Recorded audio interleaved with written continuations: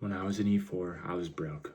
Not because the Air Force wasn't paying me enough, but because I was making just about every financial mistake you can make with a military paycheck. I remember checking my bank account before swiping my credit card just to make sure I had enough money for gas. There were weeks where I was literally counting down the days until payday because I almost had nothing left. And the crazy part, I was in the military. I was trusted with protecting millions of dollars worth of government resources and making important decisions every day, but I couldn't manage my own money. If any of that sounds familiar, this video is for you. Looking back now, it wasn't one big mistake that got me into trouble. It was dozens of small decisions that didn't seem like a big deal at the time.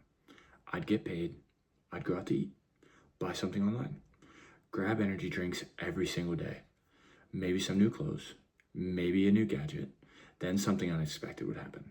A car repair, a trip home, something I forgot to budget for, if I even budgeted. So what did I do?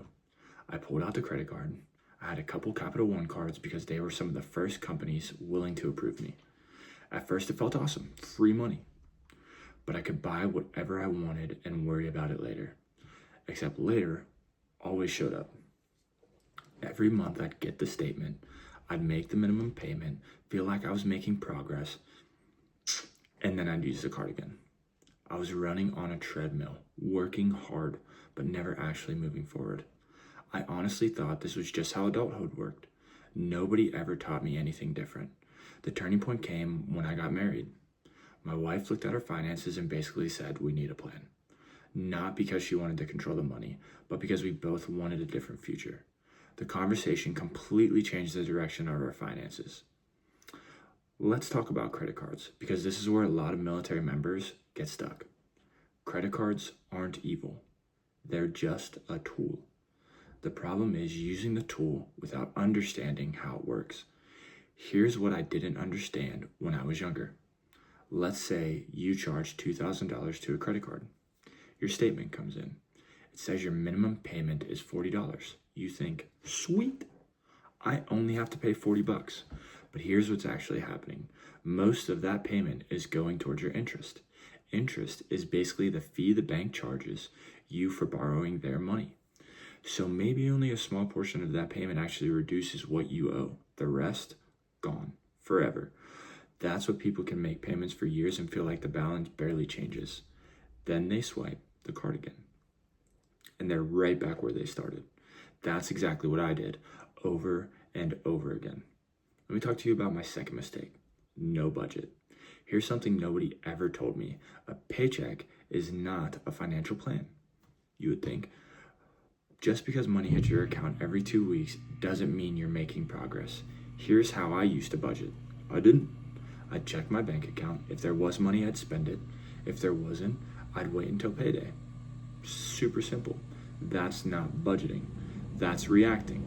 A budget is simply giving every dollar a job before you spend it.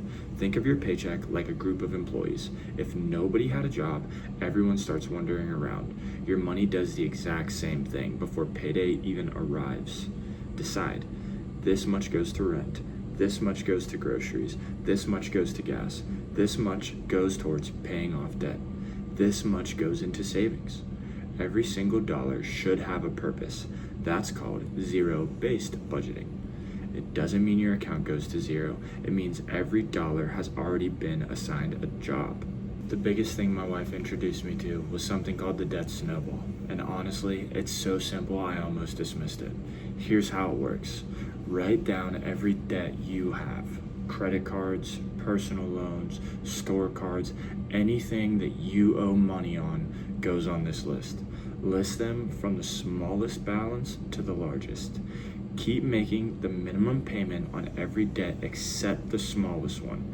Every extra dollar you can find, throw it at that smallest balance. Once it's gone, take the payment you are making on that debt and add it to the next smallest debt. Now you're attacking the second debt with even more money. Then the third, then the fourth. It starts small and it builds momentum. That's why it's called the Debt Snowball. Some people tell you another method saves a little more in interest, and mathematically that can be true. But for me, seeing those first debts disappear gave me confidence to keep going. Personal finance isn't just math, it's behavior.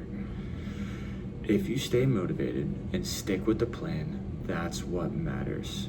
Here's what I want you to do today. Grab a notebook, open the Notes app, doesn't matter. Write down every single debt you have. Don't judge yourself, don't avoid it, just write it down. Smallest balance at the top, largest balance at the bottom. Congratulations, that's your roadmap. You don't have to have thousands of dollars today. You don't need a finance expert. You just need to know where you're starting. You can build a plan. You can't build a plan if you won't look at numbers. If this story sounds familiar, I want you to know you are not alone. I've made these mistakes. Thousands of military members are making them today. The good news is they can be fixed. I put together a free E-4 financial survival checklist with simple steps that can help you avoid the mistakes I made and start building better habits. You can download it using the link in the description. And if nobody ever taught you this stuff, subscribe to Rank and Wealth. Every week, we're breaking down personal finance in a way that's simple, practical, and built specifically for active duty military.